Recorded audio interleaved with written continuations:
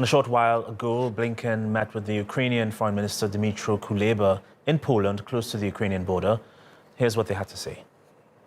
We will continue to call. I understand. I hear the messages. I heard what the NATO Secretary General said yesterday after the meeting of the allies.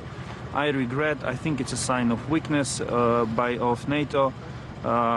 We've been saying many things for the last 8 years about Russia, about its intentions. We were never heard. Everyone was saying, many were saying, you're exaggerating, this is not going to happen. People were, then at a certain point, some countries were saying, no, we can never supply you with weapons. But in the last 8 days, the world politics were shattered by the Russian aggression against Ukraine, and those countries who had never supplied us with weapons are now doing so. So I'm used to it. We are now in the phase where NATO is saying, no, we're not going to do that. The time will come.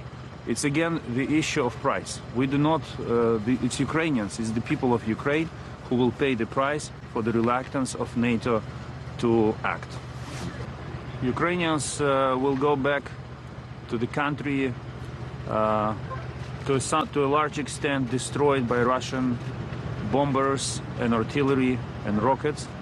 But then we will roll our sleeves up and we will build an even more beautiful country. We are all committed to that, and we will all take part in that. When it comes to the talks with Russians, I cannot say that there is any progress in it. We all hoped that the humanitarian corridors, which were agreed upon during the last round of talks, would work. Unfortunately, at least as we speak, these humanitarian corridors are not available because of the Russian fire and shellings. But every war ends with diplomacy and with talks. So we have to continue talking, but we are not going to these talks to accept Russian ultimatums. Again, trust me, thousands of people in Ukraine sacrificed their lives, men, women, old, young, to defend the country. When we prevail, and I have no doubts in that, we will build a new Ukraine. And that country will be even better than the one that Russia destroyed. We are talking about and working on everything. We're doing that.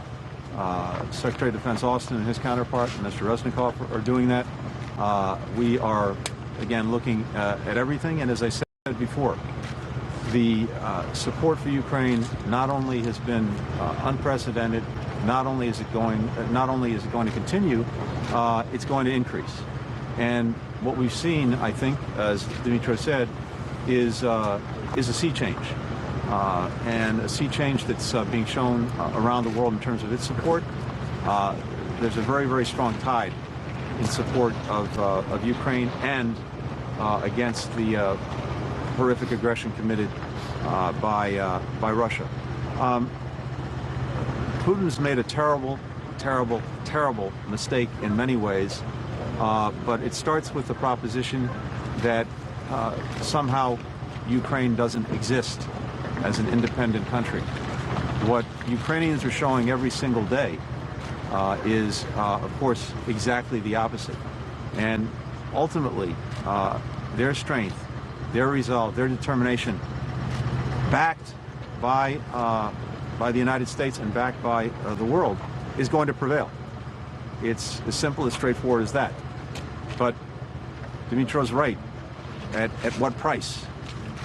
We want to do everything we can to make sure that price is as low as possible and that this happens as quickly as possible. But we're in it with Ukraine one way or another. The short run, the medium run, the long run. We're in this together. We will succeed together. Ukraine is going to prevail.